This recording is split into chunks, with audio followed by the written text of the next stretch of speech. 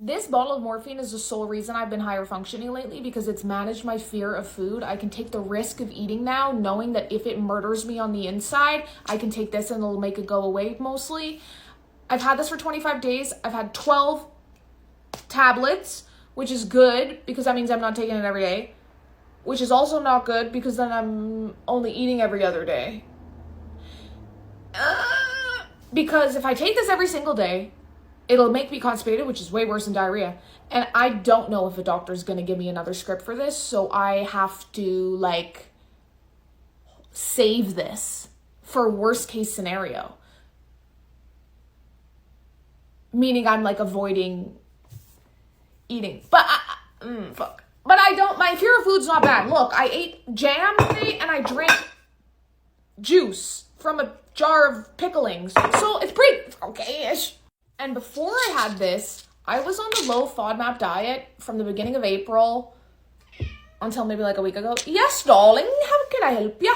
So my whole life was fixated on this heavily restrictive diet. So my whole life is me just trying to cook horrible, disgusting food, and it wasn't working, which was making me go crazy. It was driving me fucking crazy.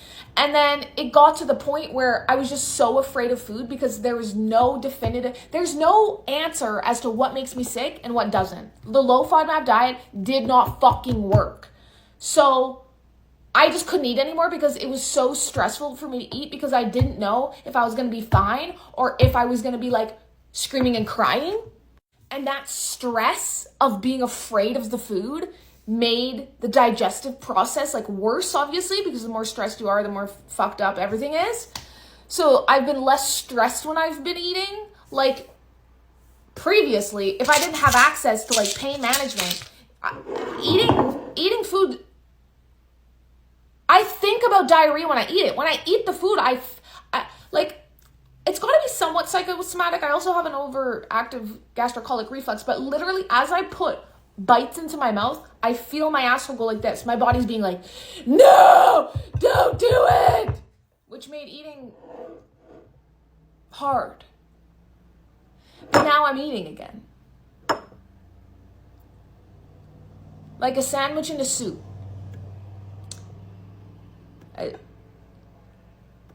Mostly every day. Kind of.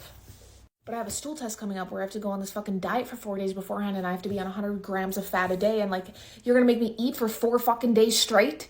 I'm gonna run out of these goddamn pills and then what I have to save these pills. I need to save eating for if I'm gonna die soon. And don't do this, but I'm learning lately, you don't, actually I shouldn't even say this. This is so bad, but I'm just shocked how you don't even really need food. I can't believe it. I don't know how I'm alive.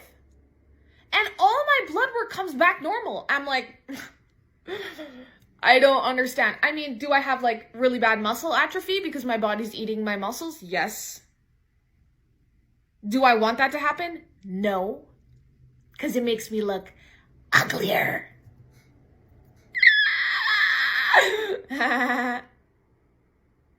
And the amount of energy and food you have to eat to build back muscle as a woman, I'm going to pay the fucking consequences of this forever and ever and ever and ever and ever. But yeah, still shitting my goddamn guts out, still, ice in my ass, ice in my guts, ice and doing the whole thing. But the less I eat, the less sick I get, obviously. So that's why I've been on the whole sandwich soup situation, because then I only have to shit out a sandwich and a soup. But I can eat without fear. Because if the shit is really bad, but that's the problem too, because I'm still fucking suffering, because I won't take this until I'm fucked up, which sucks because then I get really mad at myself for eating. So I am kind of, actually I'm not okay. Now that I say this out loud, I'm oh, this is me doing good? Wow. What a great quality of life. So I'll just sit there and try to hold out and suffer and go through the pain because I know it's going to be worse one day, like this has happened so many times in my life where like I'll have access to pain management and then I'll be really sick or in a lot of pain or I'll have a really bad period. And so I'll take the painkiller and then the next time I'm in pain and I have no painkillers left, the pain will be worse. And then I'll be angry at myself that I took it then because I needed it more now, even though I needed it in both instances. The other problem too is these are 5 milligram tablets. So they work like 70, like I'm not pain free. Like when I fucking have a flare up and I take this, it's not like I feel nothing. Ugh. And I Googled it and like 5 milligrams like a child's dose, isn't it? But whatever, I'm grateful. I'm so grateful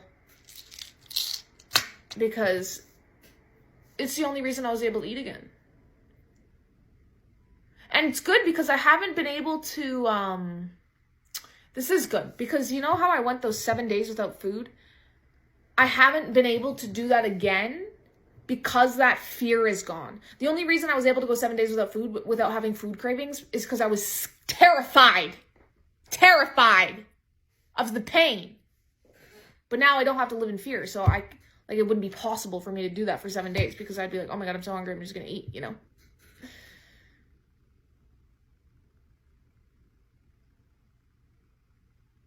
Hearing myself say this out loud is really sad.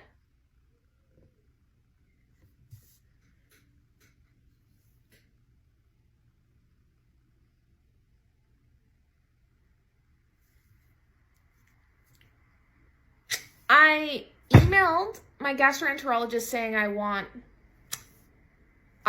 scans from the mouth to the butt.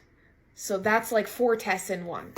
I want a gastric emptying test, small bowel follow through, I forget the names of the other one, the defecography, blah, blah. I want them to see what happens when I put something in my mouth. I want you to watch it go. I want you, give me a 15-minute appointment. That shit'll be through me. But so basically I was like, I just want a referral for these tests. Like, you've been my gastroenterologist for like 7-8 months now and you haven't done like anything? Ha! I'm taking morphine. Because you haven't done anything? So I emailed his MOA and I'm like, yo, can I please get a referral for some tests? And she said, well, you have to have an appointment with him first. Of course, he needs to get his whatever, $50. Actually, I don't even know what a specialist gets from MSP, but or, you know, maybe he just wants to talk on the phone so we can be like, no, we'll find out. Maybe I'll live stream it. July 20th. That's like over a month away. I have to wait to have an appointment just to get a referral for more exams, which are going to be a way longer wait than a month. And then I emailed the gastroenterologist, then I emailed the gynecologist who said I should be referred to the pelvic pain clinic and then didn't write me a letter to the pelvic pain clinic. So I couldn't be referred to the pelvic pain clinic, and I called his MOA and I'm like, yo, I need a referral from motherfucking pelvic pain clinic. And she's like, okay, well, you have to book an appointment. And I was like, ah. So then she emailed me and was like, yo, here's the appointment date. And then she emailed me back and she goes, actually, the doctor told you to just get your GP to do it. And I was like, the whole fucking issue here is that they need a letter from a gynecologist. So I don't really know what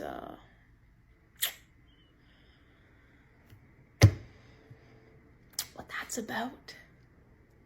So that's a little update on me.